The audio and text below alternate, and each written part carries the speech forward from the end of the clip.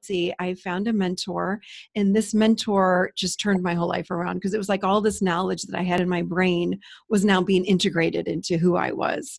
And during the last 10 years, I developed with her guidance and love and support a model that totally has turned my life around. And it's called the Adult Chair. And really what it's all about is self-realization and teaching people how to love themselves. And that's what I realized I was missing. So that is what I do now. So I have a private practice and a podcast. It's called The Adult Chair. It's basically free counseling, people tell me. And I teach lectures. Really, I'm moving all around the world in 2019. And I wrote a book on the adult chair. It's just changed my life. So that is what I do right now. That's so cool. I have goosebumps. Long story short. I have goosebumps because I think it's important that people realize that it's not just something that like snap, it happens. It's a journey. No, it is. And not to beat yourself up about where you are in your journey. Yes, some people are like highly intuitive and they're born that way. And other people, it takes a while for them to, once they're out of their childhood and they've got all their blocks to go through, it takes a little while to get through those to really be able to move forward with them. So that's amazing that you've gone from therapist to this. It's really kind of a cool dynamic to have those tools of like the tangible and then using the spiritual. Yes, I'm definitely a blend. I'm very holistic in what I do. So I think we need both. And it's just needed to be grounded, Right. All the spiritual stuff. So yeah, I agree with you 100%. That's awesome. So how did you initially like learn how to trust your intuition? That's a great question. It's kind of here's a funny answer. When I was around 15, and I always remember I was intuitive. I just knew things about everybody and I would just, speak it. People would look at me kind of funny. But when I was around 15, I remember I didn't quite have my license yet. I just had a permit, and we would drive down to my lake house every weekend with all my girlfriends, and I'd sit in the back seat, and I would be in a conversation. I'd be like, "Oh, hold on, there is a cop up ahead." And they were like, "How do you?" And there would be, like, every time. They're like, "How do you know this?" And I'm like, "I don't know. I just know. Do you guys not sense that too?" Because I could sense it. I could feel where the cops were, right? And then I'd be able to say things to my friends like, "I don't like that guy for you. I think he's cheating on you." They're like, "No, he's not cheating. I mean, sure enough, he'd be cheating." So it was all that.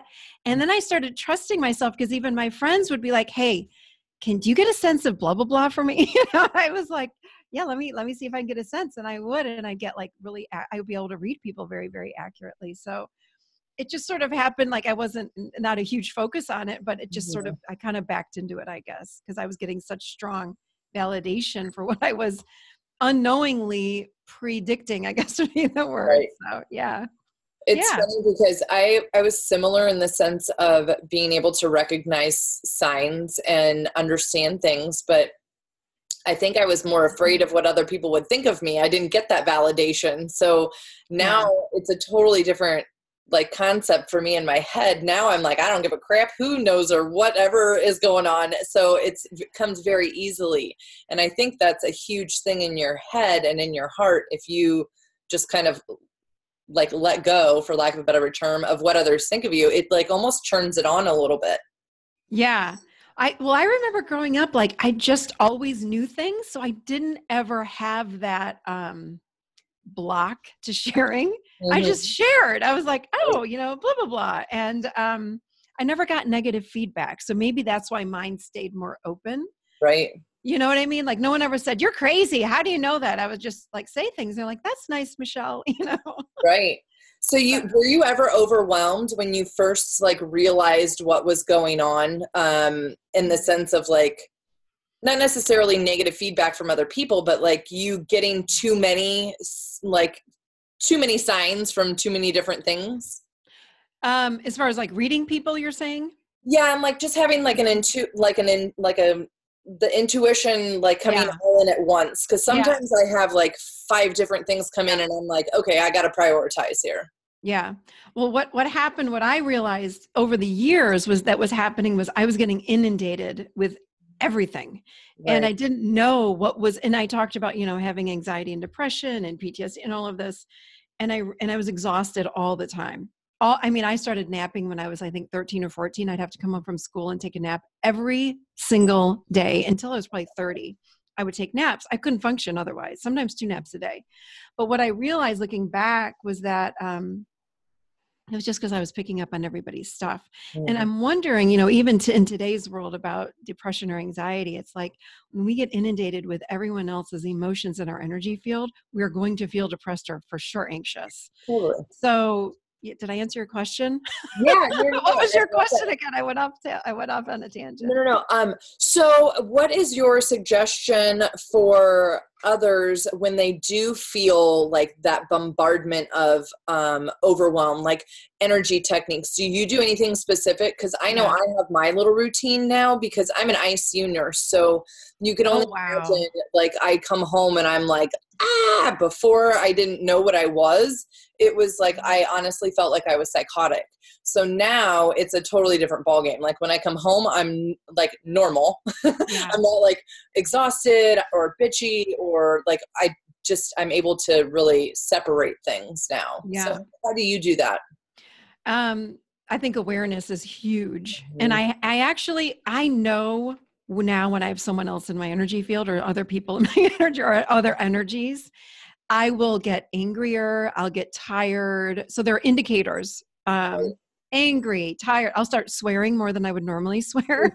That's such an indicator for me. And my friend will point out, be like, you're swearing a lot. Do you have someone else in your energy field? I'm like, oh crap, I think I do.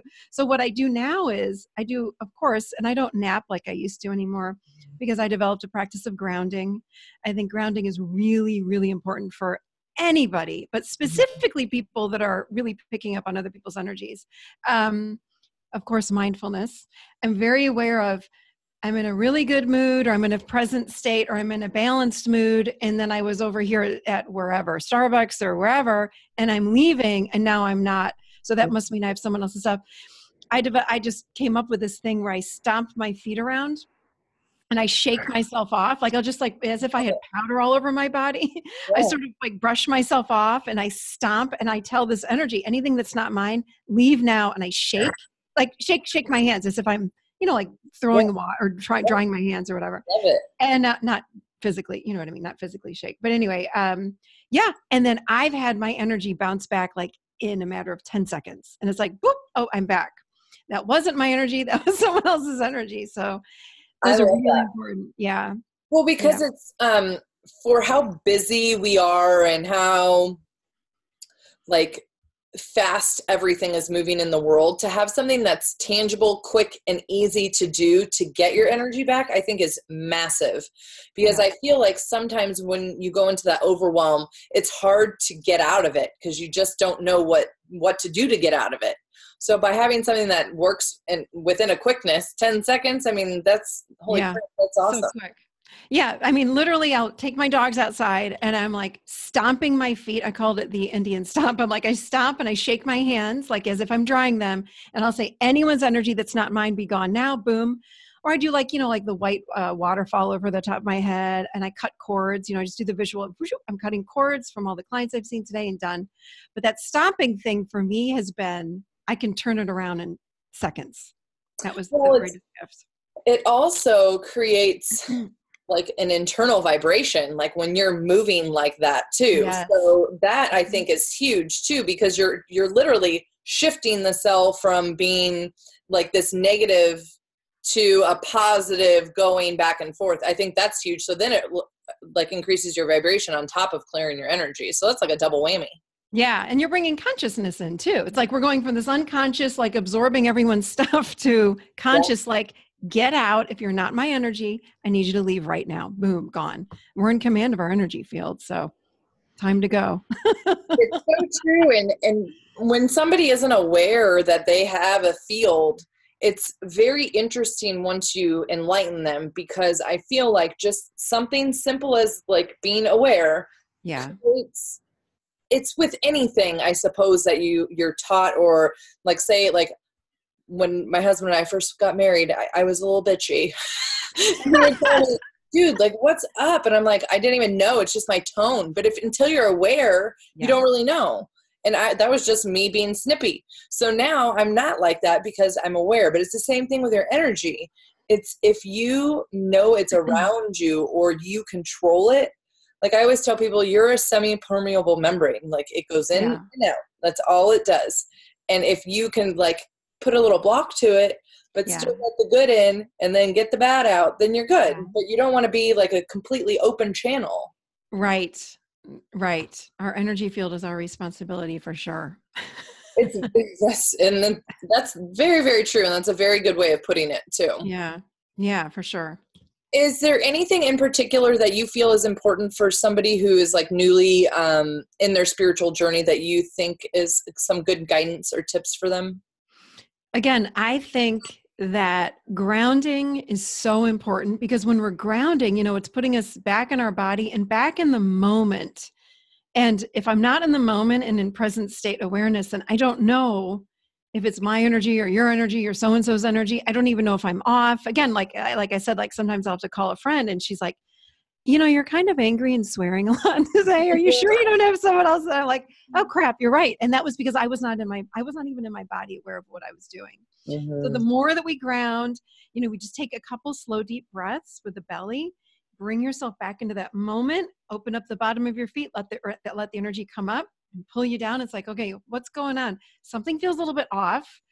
I think I need to go ahead and let me just do even the white waterfall over my energy field and then see what happens. So, but bring yourself back to the moment. And again, opening up your feet, I think is so important because it helps us to know what's going on with our energy field. That's very true. And another trick that I like to do too is not just with the waterfall is when I'm telling myself, I like in my head, my cells are like circulating to grab all that junk and like get rid of it.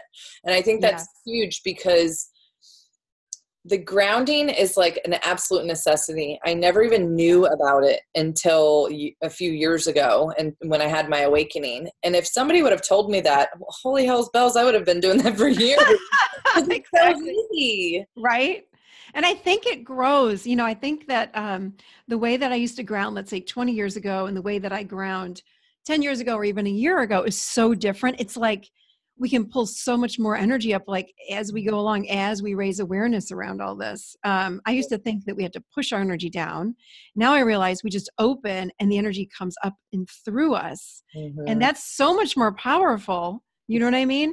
It's so much more. And I'm not in charge. Like I'm letting the earth ground me versus Michelle it's time for me to ground. I'm pushing my energy down. I don't do that anymore. So that's a very good point of you're not in control. Like no, that's not the point of the exercise that you're doing. That it's to like, I hate the words let go, but it's for lack of better term. It's like, you just gotta like your faucet and just back and forth.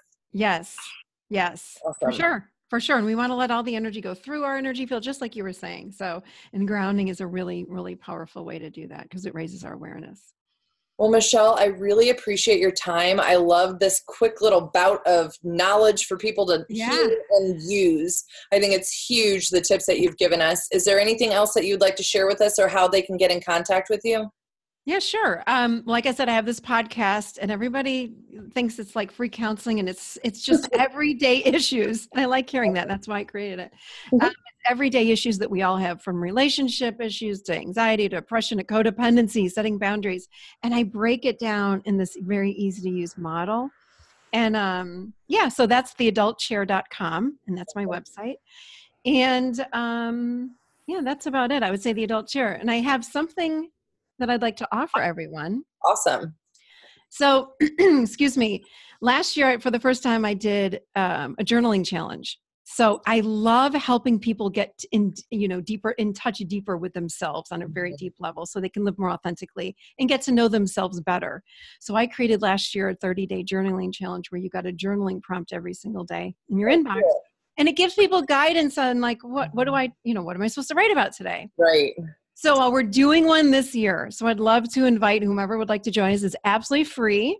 Awesome. And you just go to theadultchair.com/journal and join us for 30 days. It's the feedback I got last year was unbelievable.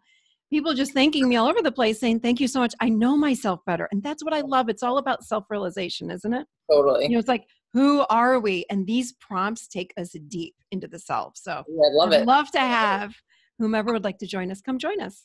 Absolutely.